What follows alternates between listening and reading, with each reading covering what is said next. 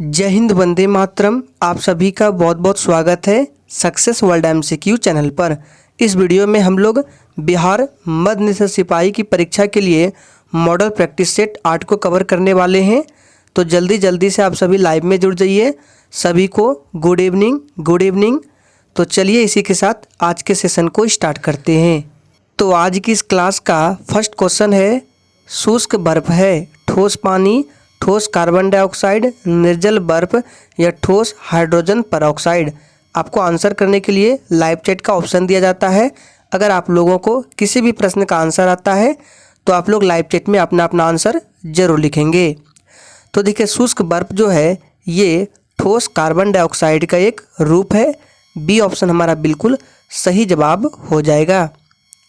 दूसरा प्रश्न है, लोकसभा का पहला आम चुनाव कब हुआ था? चलिए आंसर करते जाएंगे। प्रत्येक स्टूडेंट को लाइव चैट में आंसर देते जाना है। तो देखिए, लोकसभा का पहला आम चुनाव 1951-52 में हुआ था।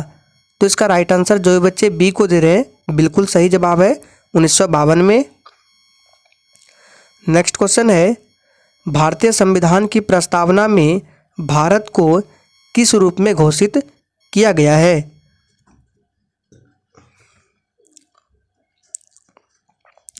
तो देखिए, भारतीय संविधान की प्रस्तावना में भारत को एक प्रभुत्व संपन्न समाजवादी धर्मनिरपेक्ष प्रजातांत्रिक गणतंत्र के रूप में घोषित किया गया है। सी ऑप्शन बिल्कुल सही जवाब हो जाएगा। अगर आपसे पूछे कि भारत के संविधान की प्रस्तावना में संशोधन कितनी बार हुआ है, तो अभी तक एक बार संशोधन हुआ है। कौन सा संविधान संशोधन था? तो 42वां संविधान संशोधन, जो कि वर्ष 1976 ईस्वी में हुआ था। इस संशोधन के माध्यम से संविधान में 3 शब्द जोड़े गए थे, ध्यान रखना है। चलिए आगे देखते हैं, निम्नलिखित में से कौन सा मूलभूत अधिकार नहीं है? जैसे कि आप सभी जानते हैं, वर्तमान समय में मौलिक अधिकार कितने हैं? तो 6 मौलिक अधिकार है और इसे USA देश के संविधान से लिया गया था। तो देखिए, इस प्रश्न का सही जवाब बी हो जाएगा, संपत्ति का अधिकार। ये अब मूलभूत अधिकार नहीं है। 44वें संविधान संशोधन के पहले ये संपत्ति का अधिकार जो है मौलिक अधिकार में ही था। तब मौलिक अधिकारों की संख्या 7 हुआ करता था, लेकिन अभी मौलिक अधिकारों की सूची से संपत्ति के अधिकार को हटाकर इसे कानूनी अधिकार बना दिया गया है। 44वां संविधान संशोधन कब हुआ था? तो ये वर्ष 1978 ईस्वी में हुआ था। सभी पॉइंट्स को ध्यान रखना है। चलिए आगे देखते हैं, भारतीय संविधान में केंद्रीय सरकार के अधिशासी शक्तियों को किसमें निहित किया है? चलिए सोच समझ के आंसर करना है। तो देखिए, इस प्रश्न का सही जवाब जो भी बच्चे डी को दिए हैं बिल्कुल सही जवाब है। भारत के राष्ट्रपति, प्रधानमंत्री, केंद्रीय मंत्रिमंडल सभी तीनों में निहित किया है। चलिए आगे देखते हैं, आमतौर पर भारत के प्रधानमंत्री होते हैं।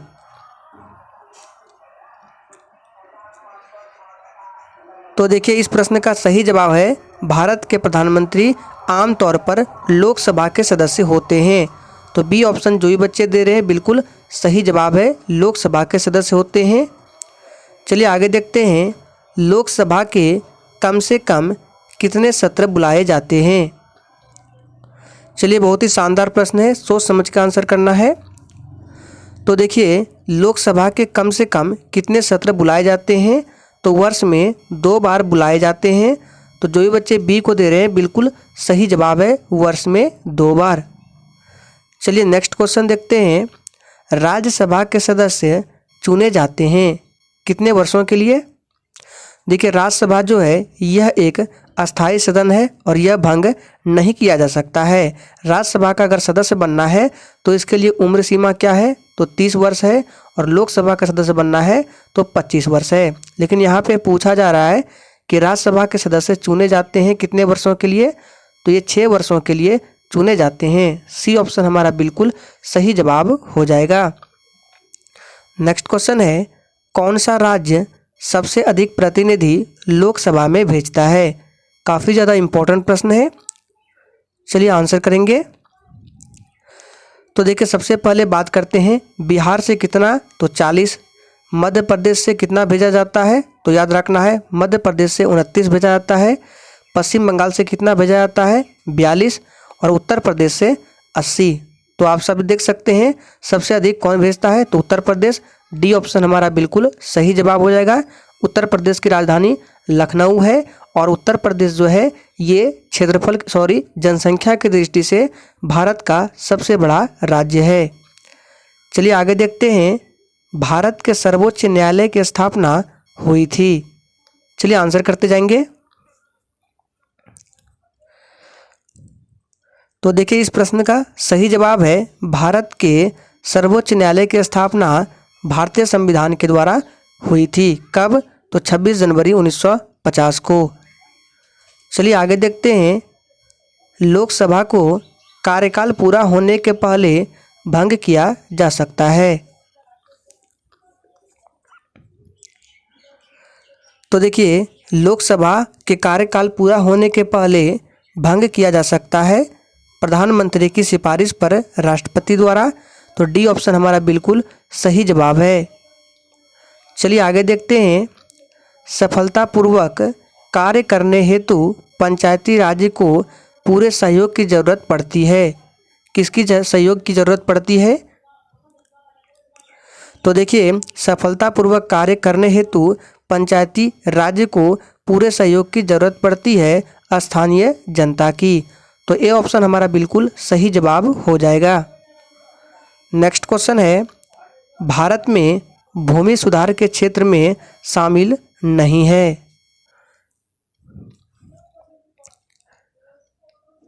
Times up. तो देखिए भारत में भूमि सुधार के क्षेत्र में शामिल नहीं है। क्या शामिल नहीं है?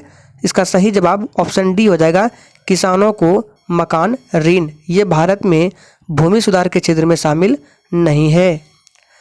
आगे देखते हैं, भूमि विकास बैंक निम्नलिखित का एक अंश है। किसका अंश है? चलिए तो देखिए भूमि विकास बैंक जो है यह सरकारी उधार ढांचा का एक अंश है। यहाँ पे उधार होगा। तो डी ऑप्शन हमारा बिल्कुल सही जवाब है। नेक्स्ट क्वेश्चन है, हरित क्रांति की सफलता निम्नलिखित की उपलब्धता पर निर्भर है। तो देखिए हरित क्रांति की सफलता जो है ये हो जाएगा इसका तीनों राइट आंसर, यानी कि बीजों की उच्च पैदावार किस्म, पर्याप्त सिंचाई सुविधाएं और रासायनिक उर्वरक एवं कीटनाशक। तो डी ऑप्शन हमारा बिल्कुल सही जवाब है। भारत में हरित क्रांति के जनक कौन है? तो स्वामी नाथन जो है ये भारत में हरित क्रांति के जनक है। अगर विश्व में पूछे हरित क्रांति के जनक कौन है तो नॉर्मन बोरलॉग जो है ये विश्व में हरित क्रांति के जनक माने जाते हैं। चलिए आगे देखते हैं, निम्नलिखित में से सबसे बड़ा एकल साधन कौन सा है जिसमें भारत में राजस्व कर से सरकार को आय होती है? बहुत ही शानदार प्रश्न है। चलिए आंसर देंगे। तो देखिए इस प्रश्न का सही जवाब है उत्पाद शुल्क। तो ए ऑप्शन हमारा बिल्कुल सही जवाब है। चलिए आगे देखते हैं, निम्नलिखित में से कौन सा केंद्र सरकार का कर नहीं है? बहुत ही शानदार प्रश्न है। चलिए आंसर करेंगे और बिल्कुल इसी तरह के प्रश्न आपसे एग्जाम में भी पूछे जाएंगे। तो देखिए कौन सा कर पूछा जा रहा है केंद्र सरकार का नहीं है? तो देखिए भूमि राजस्व जो है ये केंद्र सरकार का कर नहीं है, ये राज्य सरकार का कर है। आगे देखते हैं, भारत से निर्यात होने वाली सबसे महत्वपूर्ण वस्तु कौन सी है? इम्पोर्टेंट प्रश्न है। तो देखिए भारत से निर्यात होने वाली सबसे महत्वपूर्ण वस्तु है कपड़े और वस्त्र। बी ऑप्शन हमारा बिल्कुल करेक्ट आंसर है। आगे देखते हैं, भारतीय रिजर्व बैंक ने भारत के विदेशी व्यापार में धन लगाने में मदद की। किसके द्वारा? तो देखिए भारतीय रिजर्व बैंक यानी आरबीआई ने भारत के विदेशी व्यापार में धन लगाने में मदद की एक्जिम बैंक के द्वारा। बी ऑप्शन बिल्कुल सही जवाब हो जाएगा। इस बैंक का हेड क्वार्टर कहाँ है? तो मुंबई में है। इसकी स्थापना 1982 ईस्वी में की गई थी। आगे देखते हैं, भारतीय राष्ट्रीय कांग्रेस की स्थापना की थी? किसने की थी? तो देखिए, भारतीय राष्ट्रीय कांग्रेस की स्थापना 28 दिसंबर 1885 ईस्वी को ए.ओ. ह्यूम ने किया था। तो फर्स्ट ऑप्शन हमारा बिल्कुल सही जवाब हो जाएगा, ए.ओ. ह्यूम ने, ध्यान रखना है। चलिए आगे देखते हैं। अखिल भारतीय कांग्रेस कमेटी ने भारत छोड़ो प्रस्ताव पास किया? किस वर्ष में पास किया? तो अखिल भारतीय कांग्रेस कमेटी ने भारत छोड़ो प्रस्ताव पास किया था 1942 में। डी ऑप्शन बिल्कुल सही जवाब है। चलिए आगे देखते हैं। आज़ाद हिंद सरकार के निर्माण की घोषणा की गई? किस तिथि को की गई और किसने किया? तो देखिए, आज़ाद हिंद सरकार के निर्माण की घोषणा सुभाष चंद्र बोस ने 21 अक्टूबर 1943 ईस्वी को की थी। तो इसका राइट आंसर देखिए, एक भी ऑप्शन नहीं है, तो ऑप्शन सी को मान सकते हैं। यहाँ पे 23 लिखा गया है, टाइपिंग एरर है, तो 21 अक्टूबर 1943 होगा, इसको ध्यान रखना है। चलिए आगे देखते हैं। चंपारण आंदोलन से कौन संबंधित नहीं था? फटाफट से आंसर करते जाएंगे और प्रत्येक स्टूडेंट को आंसर देना है। तो देखिए, चंपारण आंदोलन से कौन संबंधित नहीं था? इसका सही जवाब है जयप्रकाश नारायण। चंपारण सत्याग्रह कब हुआ था? 1917 ईस्वी में हुआ था, ध्यान रखना है। नेक्स्ट क्वेश्चन है, स्वामी सहजानंद का संबंध था? ये प्रश्न बिहार के एग्जाम्स के लिए मोस्ट इंपॉर्टेंट प्रश्न है। तो देखिए, स्वामी सहजानंद का संबंध था बिहार के किसान आंदोलनों के साथ। तो सी ऑप्शन हमारा बिल्कुल सही जवाब है। नेक्स्ट क्वेश्चन है, बेगूसराय में चौकीदारी कर के विरुद्ध आंदोलन एक हिस्सा था? ये किस आंदोलन का एक हिस्सा था? तो बेगूसराय में चौकीदारी कर के विरुद्ध आंदोलन का हिस्सा ये सविनय अवज्ञा आंदोलन का एक हिस्सा था।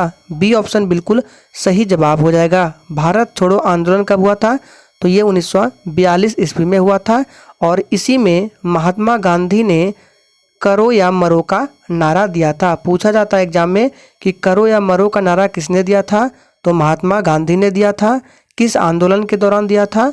तो भारत छोड़ो आंदोलन, जो कि 1942 ईस्वी में हुआ था, ध्यान रखना है। चलिए आगे देखते हैं। गौ रक्षा के मुद्दे पर बिहार के शाहाबाद, गया एवं पटना जिले में भयानक हिंदू मुस्लिम दंगे हुए। ये किस वर्ष हुए? चलिए आंसर करते जाएंगे और किसी भी प्रश्न में थोड़ा भी डाउट होता है तो तुरंत आप कमेंट करके पूछ सकते हैं, आपको 100% रिप्लाई मिलेगा। तो ये दंगा कब हुआ था? याद रखना है, ऑप्शन इसका ए हो जाएगा 1917 में। नेक्स्ट क्वेश्चन है, 1908 के छोटा नागपुर कास्त अधिनियम ने रोक लगाई? किस पर रोक लगाई? और फ्रेंड्स देखिए, मैं बार बार आप लोगों को लाइक करने के लिए नहीं बोल सकता, इससे बहुत सारे स्टूडेंट इरिटेट होते हैं। इसलिए आप लोगों का फर्ज बनता है कि अगर आप लोगों को सेशन अच्छा लगता है तो सेशन को दिल से ज़रूर लाइक करें। तो देखिए, किस पर रोक लगाई थी? तो इसका सही जवाब है खूंट कट्टी भूमि व्यवस्था पर। नेक्स्ट है, कांग्रेस सोशलिस्ट पार्टी की पहली बैठक पटना में किस वर्ष हुई? इंपॉर्टेंट प्रश्न है आपके एग्जाम के लिए, चलिए आंसर करेंगे। तो देखिए, कांग्रेस सोशलिस्ट पार्टी की पहली बैठक जो है पटना में, ये किस वर्ष हुई? तो 1934 में। बी ऑप्शन बिल्कुल सही जवाब है। नेक्स्ट क्वेश्चन है, बिहार में अलग प्रांत के लिए आंदोलन जिसके परिणाम स्वरूप वर्ष 1911 में बिहार एवं उड़ीसा के नए प्रांत का निर्माण हुआ, उसका नेतृत्व किसने किया था? चलिए, तो देखिए, इसका नेतृत्व किया था डॉक्टर सच्चिदानंद सिन्हा ने। ऑप्शन ए हमारा बिल्कुल सही जवाब हो जाएगा। डॉक्टर सच्चिदानंद सिन्हा ये संविधान सभा के कौन थे? अस्थायी अध्यक्ष थे, अस्थायी नहीं थे, अस्थायी अध्यक्ष थे। अस्थायी अध्यक्ष डॉक्टर राजेंद्र प्रसाद थे। नेक्स्ट क्वेश्चन है, ग्रह जिसका कोई उपग्रह नहीं है वह कौन सा ग्रह है? तो देखिए, हमारे सौरमंडल में दो ऐसे ग्रह हैं जिनके पास कोई उपग्रह नहीं है। नाम क्या है? बुध और शुक्र। तो ऑप्शन में बुध दे रहा है, तो बी ऑप्शन बिल्कुल सही जवाब होगा। अगर शुक्र होगा तो वो भी राइट आंसर है। बुध ग्रह जो है ये सौरमंडल का सबसे छोटा ग्रह है और सूर्य से सबसे नज़दीक भी है। मंगल ग्रह को लाल ग्रह बोला जाता है। चलिए आगे देखते हैं, गल्फ स्ट्रीम क्या है? चलिए आंसर करेंगे। इम्पोर्टेंट प्रश्न है, गल्फ स्ट्रीम क्या है? तो देखिए ये जो है एक महासागरीय धारा है। बी ऑप्शन हमारा बिल्कुल सही जवाब हो जाएगा। और यूरोप में गल्फ स्ट्रीम को गर्म कंबल के उपनाम से जाना जाता है। चलिए आगे देखते हैं, विश्व में सर्वाधिक जनसंख्या वाला देश कौन सा है? तो देखिए विश्व में सर्वाधिक जनसंख्या वाला देश जो है ये चीन है अभी। तो सी ऑप्शन बिल्कुल सही जवाब हो जाएगा। लेकिन 2023 तक में अनुमान लगाया जा रहा है कि भारत जो होगा यह विश्व में सर्वाधिक जनसंख्या वाला देश बन जाएगा। चलिए आगे देखते हैं, जोहान्सबर्ग विख्यात है, किसके लिए विख्यात है? तो देखिए जोहान्सबर्ग जो है ये दक्षिण अफ्रीका में है और ये स्वर्ण खनन हेतु विख्यात है। तो ए ऑप्शन हमारा बिल्कुल सही जवाब है। नेक्स्ट क्वेश्चन है, पिग्मीज निवासी है। तो देखिए पिग्मीज जनजाति जो है ये अफ्रीका में कांगो बेसिन में मिलता है। तो इसका राइट आंसर ए हो जाएगा, अफ्रीका में। नेक्स्ट क्वेश्चन है, भारत की सर्वोच्च पर्वत चोटी कौन सी है? तो देखिए इस प्रश्न को मैंने बहुत बार करा चुका है। इसका आंसर आपको नीचे कमेंट बॉक्स में देना है। देखते हैं इस प्रश्न का आंसर कितने बच्चे करते हैं। भारत की सर्वोच्च पर्वत चोटी कौन सी है?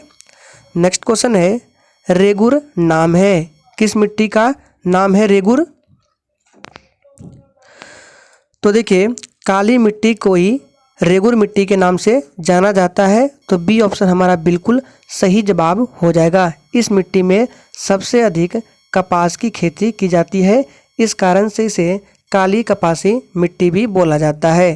ध्यान रखना है, अगर आपसे पूछे कि भारत में सबसे अधिक किस मिट्टी का विस्तार है, फैलाव है, तो जलोढ़ मिट्टी है। जलोढ़ मिट्टी दो प्रकार की होती है, खादर जलोढ़ मिट्टी और नवीन जलोढ़ मिट्टी, ध्यान रखना है।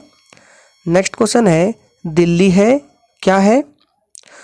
तो देखिए ये बहुत ही आसान प्रश्न है। दिल्ली जो है यह एक केंद्र शासित प्रदेश है। तो बी ऑप्शन हमारा बिल्कुल सही जवाब है। नेक्स्ट क्वेश्चन है, कावेरी जल विवाद है, किन किन राज्यों के मध्य है? तो देखिए कावेरी जल विवाद जो है ये कर्नाटक एवं तमिलनाडु के मध्य है। सी ऑप्शन हमारा बिल्कुल सही जवाब है। चलिए आगे देखते हैं, गारो जनजाति है, कहाँ की जनजाति है ये? तो देखिए गारो जनजाति जो है ये मेघालय की जनजाति है। डी ऑप्शन हमारा बिल्कुल सही जवाब हो जाएगा। नेक्स्ट क्वेश्चन है, भाखड़ा नांगल एक संयुक्त परियोजना है। चलिए आंसर करते जाएंगे। तो देखिए भाखड़ा नांगल एक संयुक्त परियोजना है हरियाणा, पंजाब और राजस्थान की। ए ऑप्शन हमारा बिल्कुल सही जवाब हो जाएगा। नेक्स्ट है, कोंकण रेल जिन राज्यों से गुजरती है वे राज्य है। तो देखिए कोंकण रेल जिन राज्यों से गुजरती है वे महाराष्ट्र, गोवा, कर्नाटक और केरल है। डी ऑप्शन हमारा बिल्कुल सही जवाब है। नेक्स्ट है, बिहार की सोमेश्वर श्रेणी है। सभी ऑप्शंस को सही से पढ़िए और अगर आपने अभी तक सेशन को लाइक नहीं किया है तो प्लीज़ सभी लोग सेशन को लाइक करें। तो देखिए बिहार की सोमेश्वर श्रेणी जो है ये इन सभी में नहीं है। बाकी जो तीनों ऑप्शन है इन सभी से नहीं है बिहार की सोमेश्वर श्रेणी। ये बिहार के पश्चिम चंपारण जिले में स्थित है। चलिए आगे देखते हैं, झारखंड में दामोदर प्रवाहित होती है। तो देखिए झारखंड में दामोदर प्रवाहित होती है एक भ्रंश घाटी में। बी ऑप्शन हमारा बिल्कुल सही जवाब है। नेक्स्ट क्वेश्चन है, अंतर्राष्ट्रीय न्यायालय स्थित है।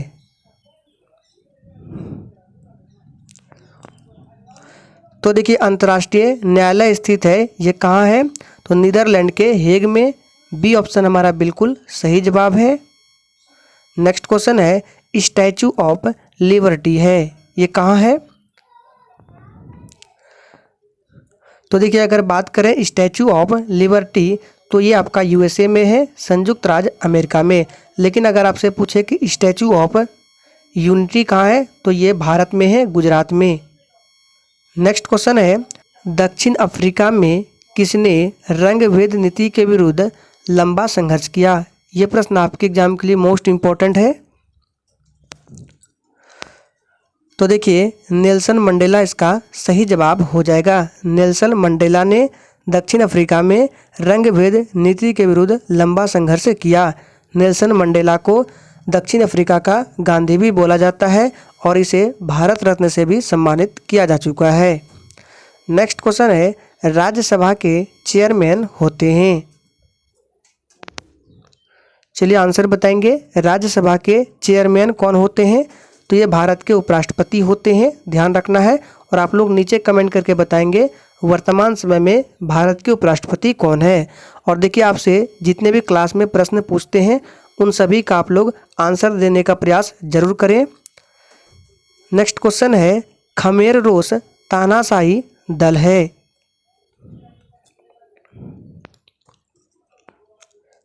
तो देखिए खमेर रोस जो है ये तानाशाही दल है कंबोडिया का। ए ऑप्शन सही जवाब है। नेक्स्ट क्वेश्चन है इन देशों में कौन सा देश संयुक्त राष्ट्र संघ की सुरक्षा परिषद का अस्थायी सदस्य नहीं है? चलिए आंसर करते जाएंगे।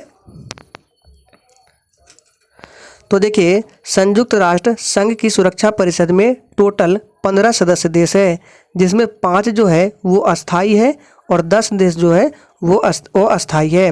तो इसमें पूछा जा रहा है कि संयुक्त राष्ट्र संघ की सुरक्षा परिषद का अस्थायी सदस्य कौन नहीं है? तो जर्मनी जो है ये अस्थायी सदस्य नहीं है, बाकी फ्रांस, चीन, यूनाइटेड किंगडम ये है, ध्यान रखना है। तो बी ऑप्शन हमारा बिल्कुल करेक्ट आंसर है। आज के सेशन का आखिरी प्रश्न है भारत में सिलिकॉन घाटी का नाम किसे दिया गया है? बहुत ही ज़बरदस्त प्रश्न है, चलिए आंसर बताएंगे। तो देखिए भारत में सिलिकॉन घाटी का नाम किसे दिया गया है? तो याद रखना है कर्नाटक की राजधानी बेंगलुरु को दिया गया है। सी ऑप्शन हमारा बिल्कुल सही जवाब है। तो देखिए इस सेशन का अगर आप लोग PDF डाउनलोड करना चाहते हैं तो डिस्क्रिप्शन बॉक्स में टेलीग्राम चैनल का लिंक दिया गया है, जाइए ज्वाइन कर लीजिए। वहाँ पर जाकर बिल्कुल फ्री में आप PDF डाउनलोड कर सकते हैं। तो आज के लिए इतना ही, तब तक के लिए जय हिंद।